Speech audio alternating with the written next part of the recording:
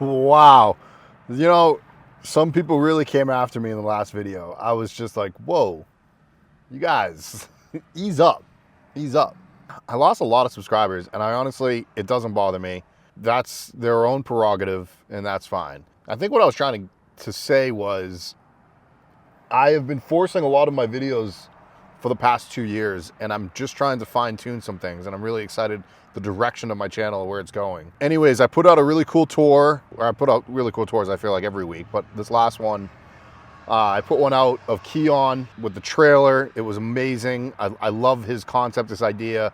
I'm about to embark on another build, and that's what this is about right here. This is the build series. This is gonna be the first episode, but it's not going to be of a trailer, which I had some comments in that video being like, hey, is this gonna be what Jarrod builds next? And no, it's not.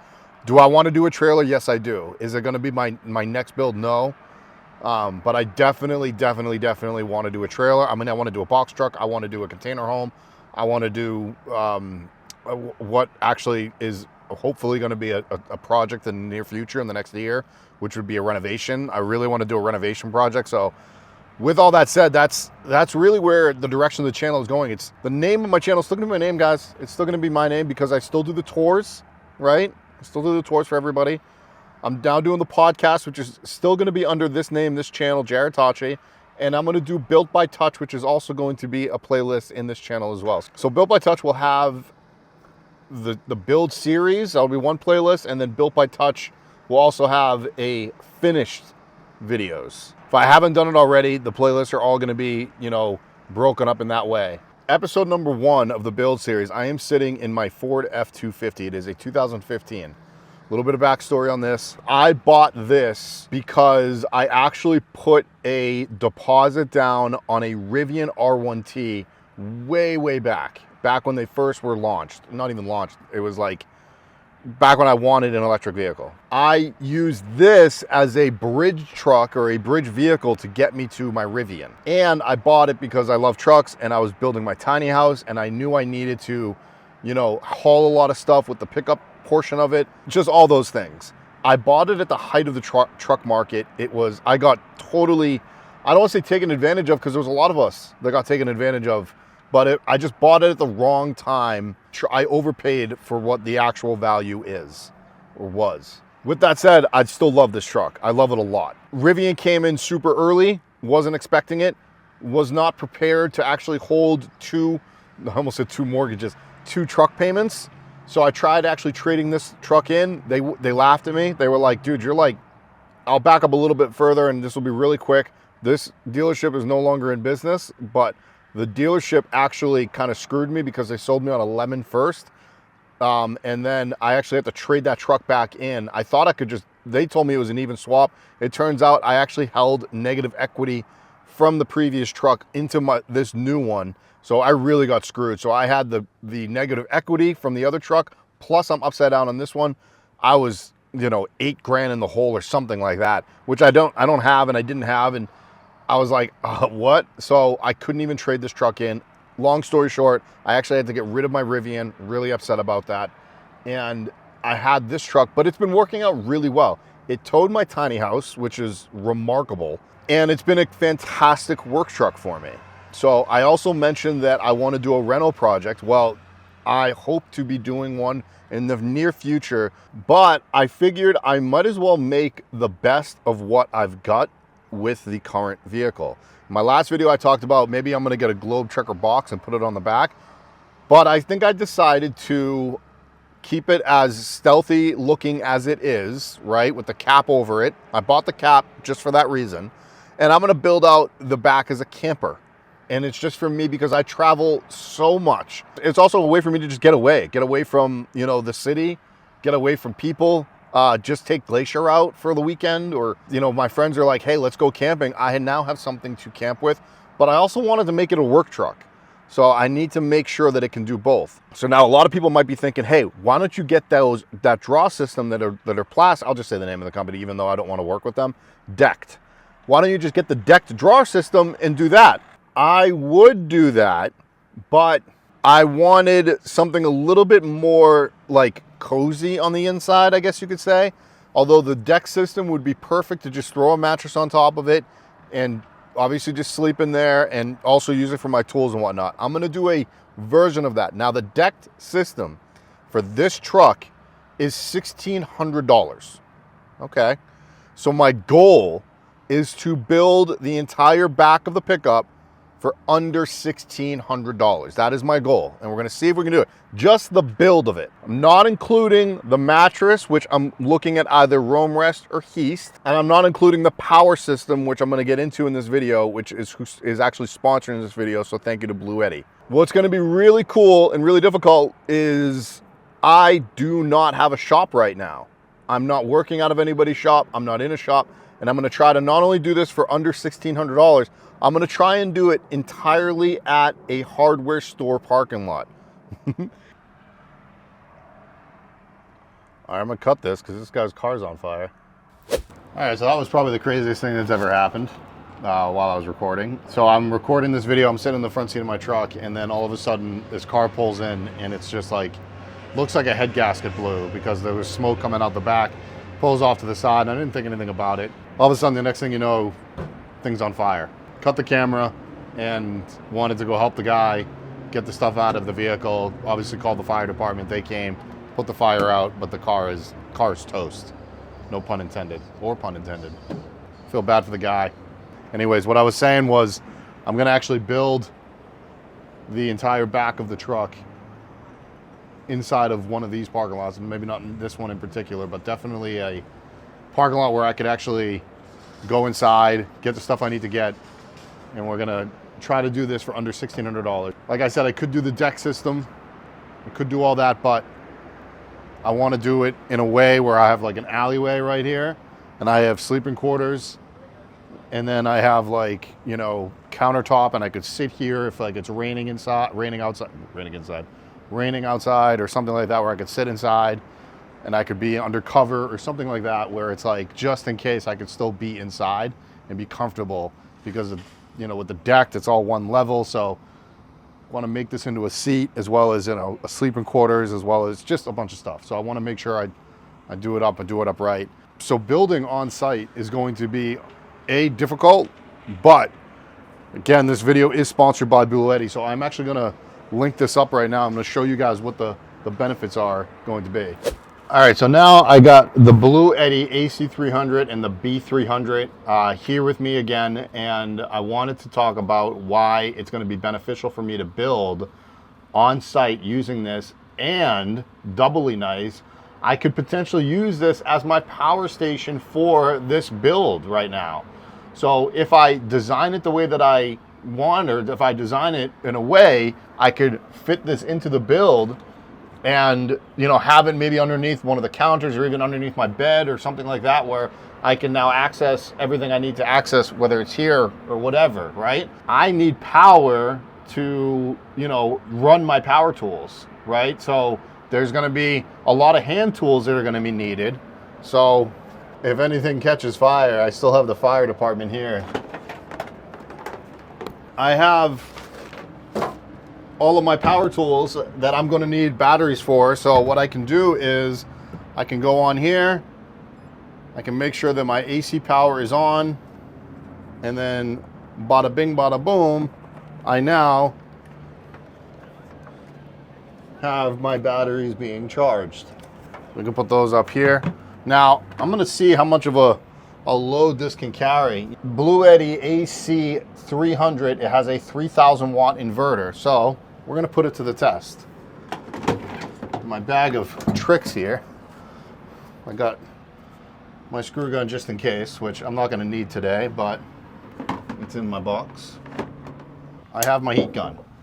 Now, what's nice about the heat gun is if I do any electrical wiring, I need to make sure that I heat shrink things or whatever, but I could also use the heat gun for a multitude of other things. But just in case, we are actually just using this to really test the amount that I can put on here.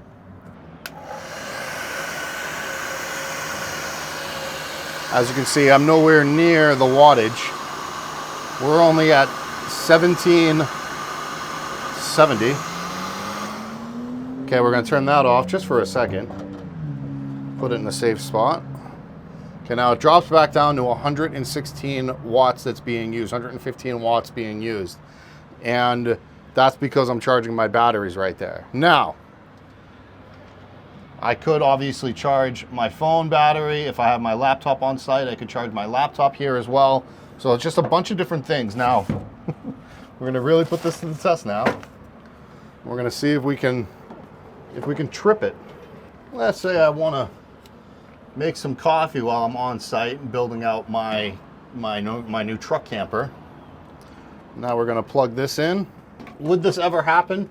Probably not. Would it be a better setup than what I'm doing right here? But for camera purposes, this is how it's gonna be. That is water going into a kettle. This is an electric kettle, so we're going to turn on electric kettle here, and then we're gonna turn the heat gun on, and we're gonna see how much wattage that pulls. Okay, so now we're at 1570. We've got the batteries plugged in. We got the kettle going, and we're gonna turn the heat gun on right now. Just jumped up. I just set an alarm off, and that's exactly what it's supposed to do. Timing this out, see how long this goes off for. Okay, I intentionally did that, everybody. What was really nice is it has a surge protection on it. That was the point of me doing the way that it was. Now, I did that just so I could do it for the video purposes. I can guarantee you I'm never gonna do that. I'm never gonna be boiling water on my electric kettle as well as holding a heat gun. But my point is it is possible. That is the beauty of using the BLUETTI AC300 and the B300. It can handle a lot of different power. I'm now able to run like my table saw. If I do go and get a table saw and I need to set it up here on site and it's not battery powered, it's all plugged in. Same thing with a chop saw. I can now plug it in while I'm out here in the parking lot working, building out my camper. I don't know how long this is gonna take, so I might have to do those kind of things. Well, now I have the power system to not only do that and work off grid properly, I can now use it as well as my power for my camper. So we have power for the camper and we have power to work and build out the camper, which is just, it's gonna be fun all around. So let's get back to the rest of the video. I am definitely considering putting those into the build itself as a power station, but we're gonna see. I don't know which one I'm gonna play with, what I'm gonna do, but we're definitely, it's a front runner. I am going to be putting the sleeping quarters on the passenger side, and I do that because when I stealth park in a city, you park, the passenger side is on the curb, right? God forbid if this happens, but if I'm parked on the street and one of my tricks is you park in front of another car, so there's a parked car behind you and then there's a car in front, or then you're the car in front, because if somebody is drunk driving in a city somewhere and they veer off and they hit you when you're parked, you want to be on the opposite side that you're going to get hit on. I don't know, it's a peace of mind thing, I don't know, but I'd rather be sleeping on the passenger side than I do on the driver's side. So I'll make sure that whatever mattress I go with, I think I already talked about it, it might be the Heath mattress, it might be the Roam Rest mattress, I don't know. It's gonna be 30 inches wide, which is a camping mattress. It's gonna come right up above the wheel well, I think. And then we're probably gonna have a drawer that'll come out here, and this will be my kitchen setup, you know what I mean? The reason why I wanna go mostly electrical or a system this big is because I don't know if I wanna use propane yet. I mean, you guys may have seen a video of recent where this guy was camping in his 4Runner. He was, you know, living out of his 4Runner pretty much. And in the middle of the night, the 4Runner just exploded. Luckily, he was fine. I saw a video of it. I was like, holy crap. You got to be really careful when you have propane. You know, it can, you know, you got to make sure that if it does leak and you, like, some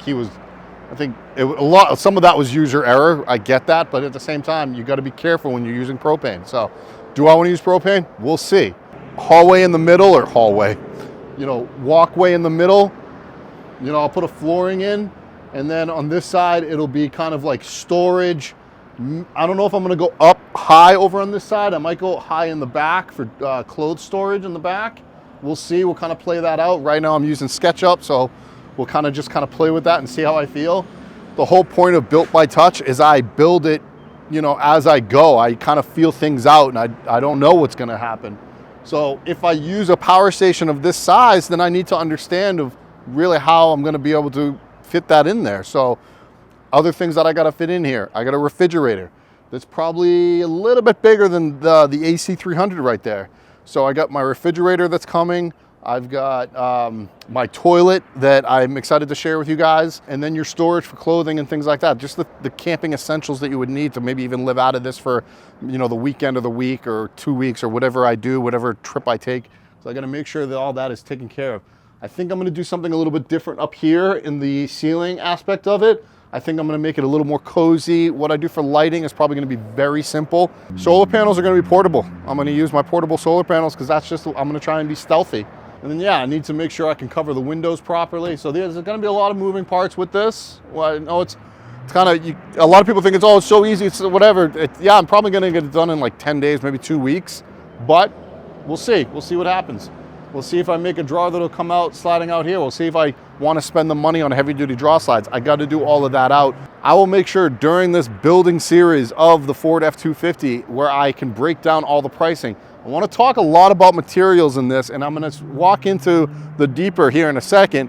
And we're going to, I hate filming in public, by the way, so I might do some voiceover and some B-roll. Okay, well, you know, this Home Depot in particular was not a contractor's Home Depot or a contractor's store, quote unquote. So it didn't have all the supplies that I was really looking for. It did have some things. I haven't really fully decided on what exactly I'm going to do. I'm actually leaning towards using some kills on marine grade plywood, which, you know, Home Depot and Lowe's both sell marine grade plywood. And I'll explain that in episode 2 of this build. I'll talk a little bit more about materials, but in episode 2, we're going to go into more shopping and see what products I will be using, and we're going to start the build in episode 2. So stay tuned for all of that. Sorry I wasn't able to show you more of inside the store, but we will do that in episode 2. Stay tuned.